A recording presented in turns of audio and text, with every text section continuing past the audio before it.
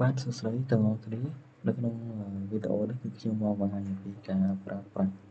comment link មួយចំនួនដែលចំនួននៅក្នុងការគូសប្លង់ឲ្យយើងបានកាន់តែលឿនអញ្ចឹងបើសិនជាមានអ្នកចាប់អារម្មណ៍អាចឆាតvớiខ្ញុំផ្ទាល់បានអញ្ចឹង comment link របស់យើងនេះមានជាង60 file ហើយមានវីដេអូបញ្យល់អំពីការប្រើប្រាស់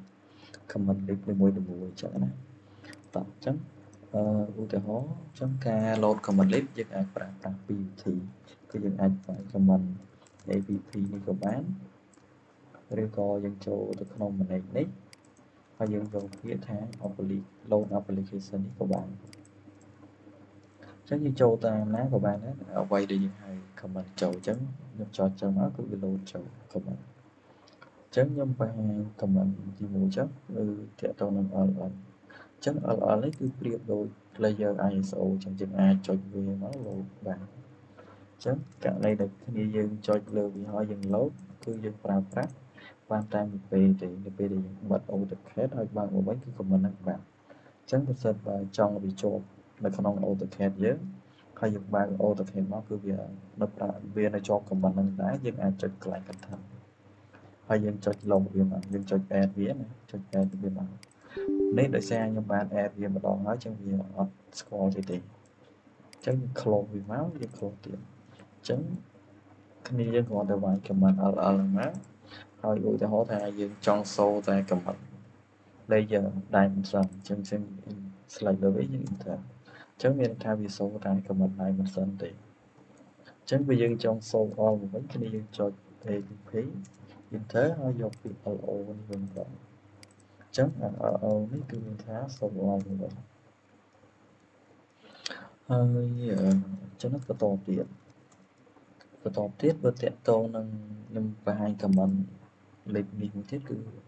ALE អញ្ចឹង ALE ហ្នឹងគឺតាក់ទងនឹង level អញ្ចឹងការប្រើប្រាស់ comment ALE គឺវាតាក់ទងនឹង comment ATT អញ្ចឹងណា comment ATT អញ្ចឹងគឺយើងអាចវាយ ATT ហ្នឹងមកយើងអាចប្រើនេះបានអញ្ចឹងយើងចុច enter អញ្ចឹងឧទាហរណ៍ថាខ្ញុំបង្កើតឈ្មោះនេះមួយចុះអញ្ចឹងយើង copy វាទាំងអស់ចឹងមកយើង200ខ្ញុំអូខេចឹងចា៎អញ្ចឹងគឺយើងអាច add ឈ្មោះវាអូខេប៉ុណ្ណាអញ្ចឹងបន្តមកទៀតATT ហ្នឹងយើងត្រូវ block វាមួយទៀតបានវាស្គាល់ចឹងណាអញ្ចឹងខ្ញុំដាក់ឈ្មោះវាចោលអញ្ចឹងទៅខ្ញុំពីរវាមួយខ្ញុំអូខេទៀតអញ្ចឹងវាស្គាល់បែបនេះអញ្ចឹងបន្ទាប់មកគ្នាយើងអាចគូសឡាញបិឆោតវាមួយចឹងទៅក៏បានហើយយើង copy ទៅលើពីម៉ានកន្លះចោលអញ្ចឹងដើម្បីឲ្យវាស្គាល់ថា copy មកនេះវា load ជាលេខគ្នាយើងវាយ ALE អញ្ចឹងនៅក្នុង ALE កន្លែងនេះគឺកន្លែង scale គឺចាំបាច់បើយើងប្រវាយទៅខ្នាត 1000បើយើងគិតថា1លើ1000គឺស្មើនឹងម៉ែត្រអញ្ចឹងកន្លែងនេះយើងត្រូវវាយ1000នេះវាយ1000នៅក្នុងនេះបានវាគិតជាម៉ែត្រអញ្ចឹងបើយើងមួយណាយើងគិតជាមីលីម៉ែត្រអញ្ចឹងឧទាហរណ៍ថាខ្ញុំវាយ1000ទៅមកខ្ញុំคลิกលើវាខ្ញុំ enter យើងคลิก1คลิก2មកណាអញ្ចឹងឃើញថាវាគិតជាអីវាគិតជាម៉ែត្រឲ្យយើងឃើញ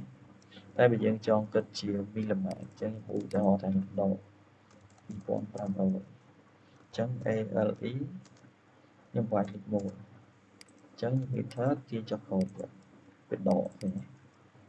ញ្ចឹងមួយគិតជាម៉ែត្រមួយគិតនេះអញ្ចឹងវា control បានប៉ុន្តែ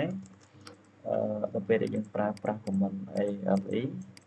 គឺវាអត់អាចថែមកន្ទុយបានទេអញ្ចឹងណាក៏យើងបន្ថែមខ្លួនឯងទៅតោះចំណុចបន្តគ្នាយើងខ្ញុំចង់បង្ហាញ comment ផ្សេងទៀតដូចជាbrick pie នេះគឺតាក់ទងនឹងការគូស section សសរគ្រឹះយើងមូលទៀតអញ្ចឹងឧទាហរណ៍ថាយើងមាន line 2អញ្ចឹងទៅយើងចង់គូសមូលហើយគូ section ប៉ះហោងជាប្រភេទមូលយើងអាចវាយ PIP អញ្ចឹងណាហើយ click 1 click 2អូខេគឺវា load ហើយយើង click មកអញ្ចឹងវិញវាច្រាស់មកវិញអញ្ចឹង comment ផ្សេងទៀតដូចជា comment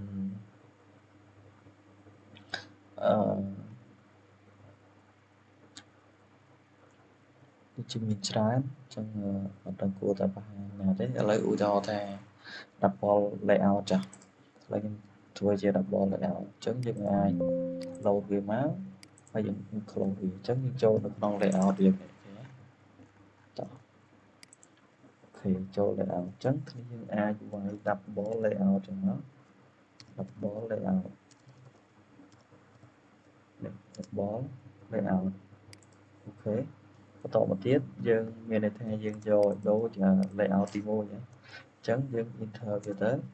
យើងចង់បានចំនួនណា10ហ្នឹង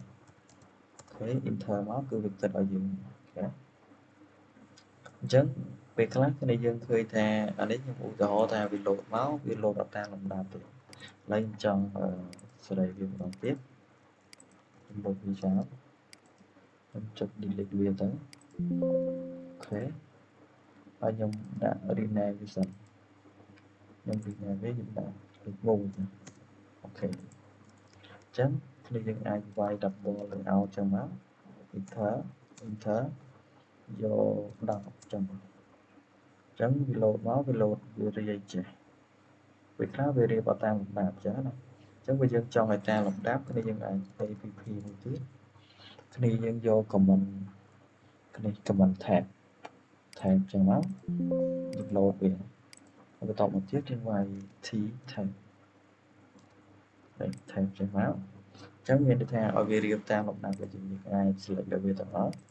ហើយបន្តមកទៀតយើង sort វាទៅ by number ចឹងមកប្រហែលអញ្ចឹងមានថាវារាប់លេខ1លេខ2លេខ3អីតាមលំដាប់របស់យើងចុចតាមមកវា reset ឲ្យយើងអូតូអូខេអញ្ចឹងចំពោះវីដេអូនេះគឺខ្ញុំបង្ហាញតែប៉ុណ្្នឹងទេអញ្ចឹងបើសិនជាមានអ្នកណាដែលចាប់អារម្មណ៍នៅក្នុងការប្រើប្រាស់ Command Lisp អាចតាក់ទងមកខ្ញុំផ្ទាល់បានហើយគ្រប់ Command Lisp ទាំងអស់គឺមានជាវីដេអូនៅក្នុងការបង្រៀនអំពីការប្រើប្រាស់របស់វាអញ្ចឹងសូមអរគុណច្រើន